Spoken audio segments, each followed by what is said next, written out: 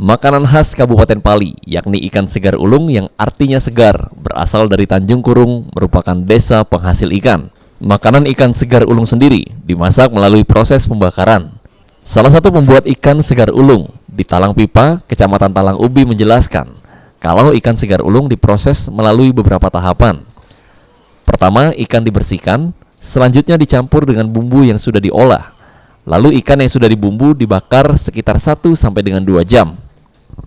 Ikan segar ulung yang sudah dimasak langsung dijual ke pasar atau ke pemesan yang datang langsung dengan harga ikan patin Rp20.000 per ekor, ikan gabus Rp40.000 per ekor.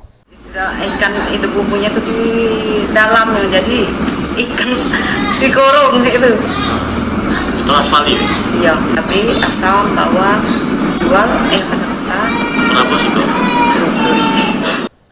Bagi Anda yang mau cicipi ikan segar ulung ini, bisa membelinya di penjual dengan harga yang telah ditentukan.